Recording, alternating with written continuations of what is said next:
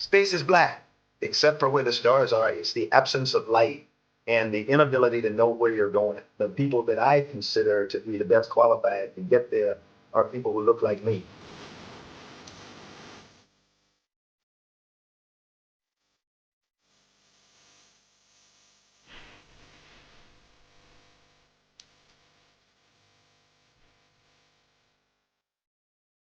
When I was your age, the story hour was always very important to me.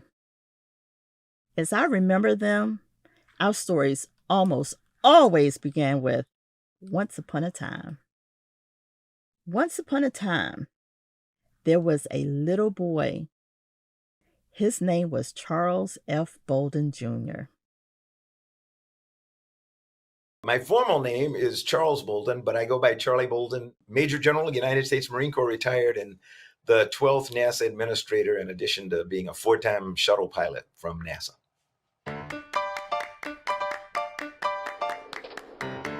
My mother founded the first library, elementary school library for black children in Columbia, South Carolina in the 40s when she came out of Johnson C. Smith University. My father served in the Army throughout World War II and came home to go back to teaching and coaching. And he coached and taught many of the young men who went on to become stars in the National Football League or in the NBA or other places. And my mom and dad taught me to be a leader. They were leaders in their own right in our community.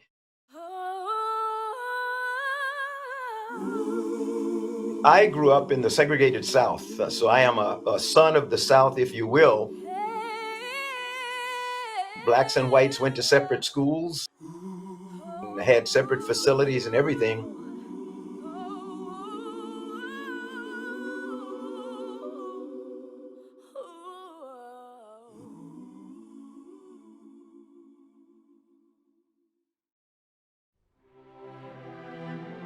My father had served along with most men his age in World War II in the U.S. Army, being members of the greatest generation. So that's where I saw the Naval Academy. I fell in love with the uniforms more than anything else, and the beauty of the what's called the Yard. It's the campus of the U.S. Naval Academy. A sense of discipline, organization, an opportunity to be of service to other people. I began to understand what the military was all about. I had sworn when I went to the Naval Academy two things. I would not go into the Marine Corps because they were crazy, and I would not fly airplanes because that was inherently dangerous.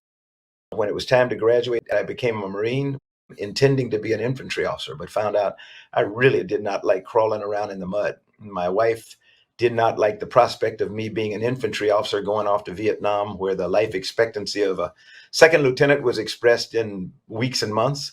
And she convinced me to go to flight school, a place I said I was not going to go. When I went there, my first flight, I fell in love with it. I could not believe that this was something I did not want to do. And it was while I was serving as a test pilot on a place called Patuxent River, Maryland. I had the privilege of meeting one of the three black astronauts who integrated NASA's astronaut corps. But I knew that there were three black astronauts in that first class of 1978, but I didn't know any of them: Ron McNair, Fred Gregory, and Guy Bluford. Ron stepped out of the back of the NASA T-38, one of the four or five that had come back for a reunion, and I couldn't believe it. The late, great Dr. Ron McNair.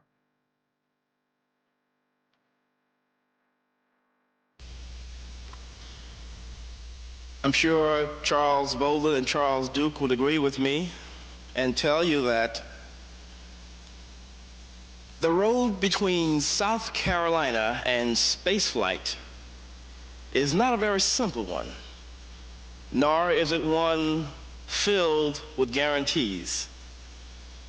In fact, the only guarantees to be found are those that reside in the unchallenged depths of one's own determination. The true courage of spaceflight is not strapping into one's seat prior to liftoff. It is not sitting aboard 6 million pounds of fire and thunder as one rocket itself away from the planet. But the true courage comes in enduring And as Colonel Bolden said, persevering the preparation and believing in oneself. Ron represented something very special. He and I talked most of the weekend. And as I took him back to the flight line to get in his sleek looking supersonic NASA T-38 and speed back to Houston, he said, "Hey, are you going to apply for the program?" And I said, "Not on your life." And I was serious. He said, "Why not?" I said, "They'd never pick me, Ron." And he said, "That is the dumbest thing I ever heard. How do you know if you don't ask?" Just that statement from Ron embarrassed me more than anything else because it reminded me of what my mom and dad had taught me as I grew up in the segregated South.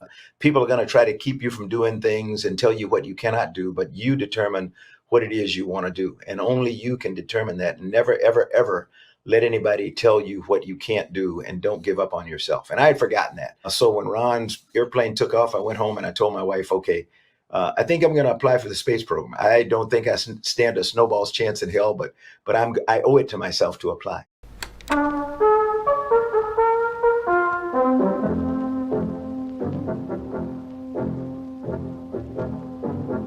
NASA, the National Aeronautics and Space Administration. When I got selected to come down to Houston to interview, you come down for a week. I was blown away by the Johnson Space Center and everything about it. The people there, the flight controllers, the trainers, just everybody there was really enthusiastic about the work they were doing. They were all excited about this thing called the space shuttle. I was there from the ground up of the development of the space shuttle. And I had an opportunity to meet other people like me who were flying. And I came back home and I told my wife, I said, "That was the most incredible thing I've ever done.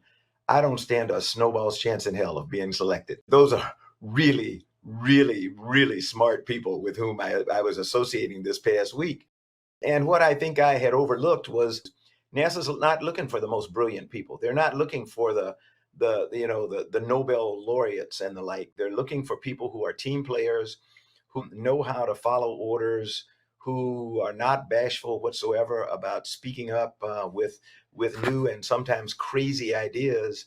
And they're looking for what we call the whole person, somebody who's very well rounded, is in good shape, not excellent shape, but in good shape, relatively smart, relatively so. With sound, Charlie, so watch what you say.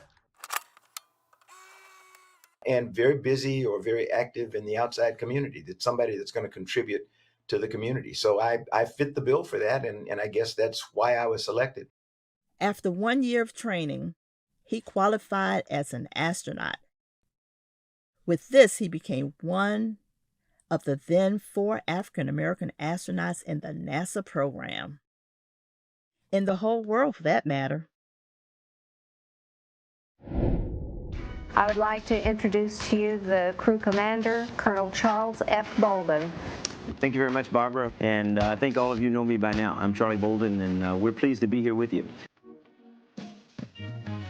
I wouldn't say I worked to become a leader in my class or in the astronaut office, but over time, the way I've behaved and performed put me in the increasing positions of leadership in the astronaut office.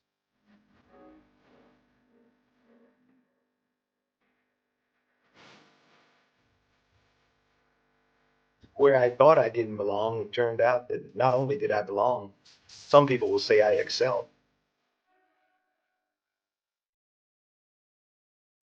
For 4 decades, Charlie and I have been close.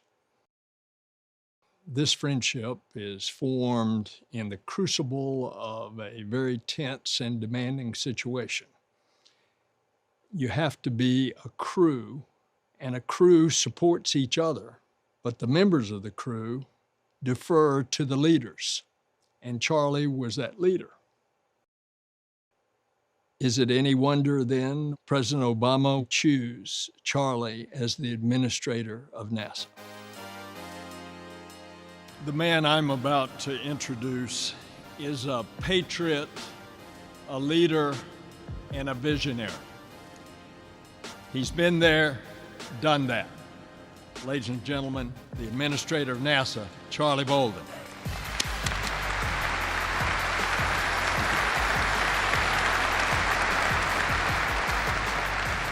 Thank you very much. I served as the NASA administrator for both terms of President Obama's presidency, and it was a very interesting time. Please join me in welcoming the President of the United States, President Barack Obama. My wife and I were living in Houston. I thought I had retired, and I was asked if I would accept the president's nomination to become the NASA administrator, and I did. And I went back to Washington, and the first thing I found out was I didn't have a clue about politics and what went on there and how you did business and everything. So I found myself immediately thrown into a leadership situation for which I was unbelievably well prepared, but I didn't know it, because my idea of what I was going to have to do as a leader, as the leader of NASA, the leader of human space flight, the leader of science, the leader of space stuff for the whole world, because everybody looks to NASA around the world as the leaders when it comes to space science and aeronautics and exploration. If you've ever heard of, there is something called the imposter syndrome. It's a feeling that people get, I get all the time, that you don't belong where you are. And it's really important for you to recognize that you're suffering from the imposter syndrome, because it is a syndrome. It's not real. You do belong where you are, but you have had people put doubts in your mind for so long. And I had grown up in the segregated South, where I was taught to believe things like being the NASA administrator or like being the president of the United States were not things to which I should aspire. That's not what Black people did. What I learned very quickly was the fact that I had a characteristic or an ability that not everybody in Washington, D.C. has. When I became the NASA administrator, I won't say it was because of my own personal ability, but it was because I had learned a long time ago that I'm never the smartest person in the room, and that the most valuable thing I could do would be to surround myself with people who were much smarter than I was. Because in leadership, no matter how qualified you are, when the answer is needed, they're going to come to you if you're the leader, and you're going to have to give them the answer. And that's the way it was as the NASA administrator. But I was much better prepared for it from my kitchen table growing up in Columbia, South Carolina. I just didn't know it. Now, this is a true story, but it seems more like a fairy tale that a little African American boy from Columbia, South Carolina, could grow up to be one of 202 persons in the whole world when he made his first trip to orbit the Earth.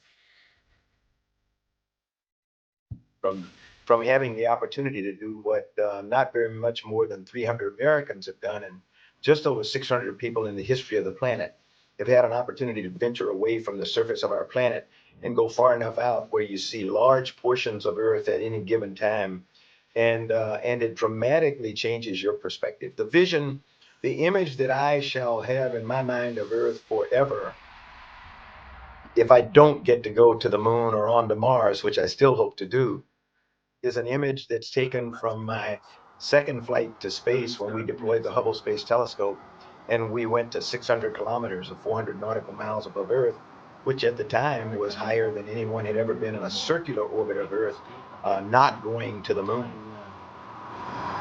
And it's coming up nicely.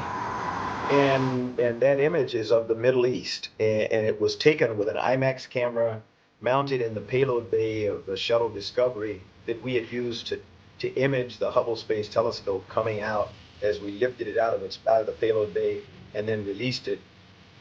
Houston Discovery. Okay, Story. We've been taking marks. Residuals and ratios look good. We concur, Charlie.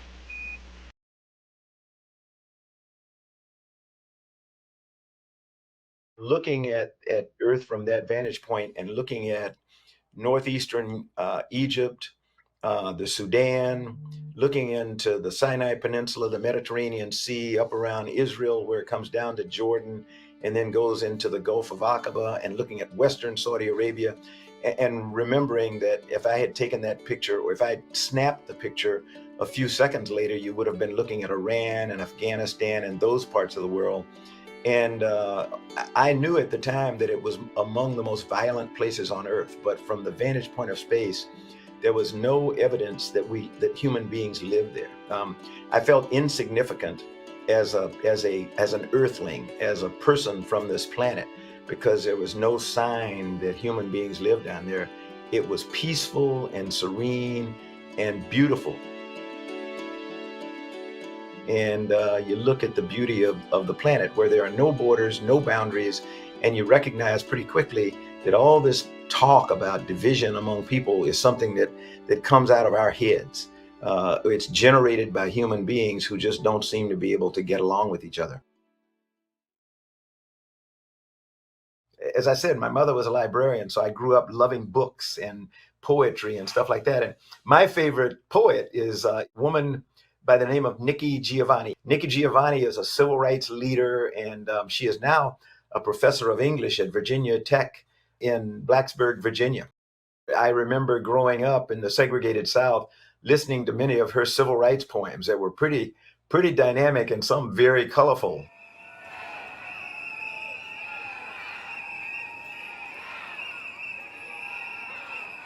If I can't do what I want to do, then my job is to not do what I don't want to do. It's not the same thing, but it's the best I can do. If I can't have what I want, then my job is to want what I've got and be satisfied that at least there is something more to want. She wrote a poem many years ago, and it's called Quilting the Black-Eyed Pea. We are going to Mars. And this was before we started talking about taking trips to Mars. I met Dr. Bolden when he was the head of NASA. I'm too old, and they're not going to let me go into space. But I would love to spend my last few years, if I knew what they would be, just going around the galaxy and seeing what's out there. Because if there is life in our galaxy other than Earth itself, third planet from the yellow sun, and it would be up to, if I may, someone black who would run into it, who would see it and welcome it, because we welcome everything. And I think that that's one of the strengths of Black America. We have opened our arms to everybody. I think that's a great thing. I happen to agree with Nikki that the people best suited to lead that first mission are people who look like me. People who descended from folk who came through the Middle Passage from the continent of Africa to the United States, what became the United States, with no idea whatsoever of what they were facing, laying stomach to stomach sometime in the bowels of the slave ships, very seldom having an opportunity to come up to the deck to even see the sun or the sky.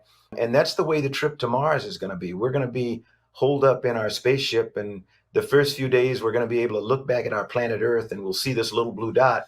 And after a couple of weeks, that little blue dot's going to almost disappear. And there'll come a time somewhere in that 8-month journey when it doesn't make any difference which direction you look. You're not going to know where you're going, and you're not going to know where you came from, because it's all going to look just kind of woo. It's going to be black.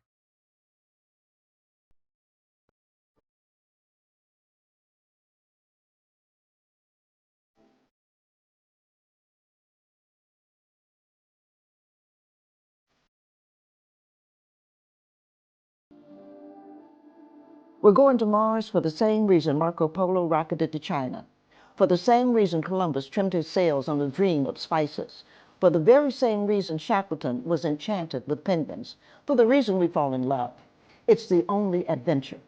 We're going to Mars because Perry couldn't go to the North Pole without Matthew Henson, because Chicago couldn't be a city without Jean-Baptiste de Sable, because George Washington Carver and his peanut were the right partners for Booker T. It's a life-seeking thing.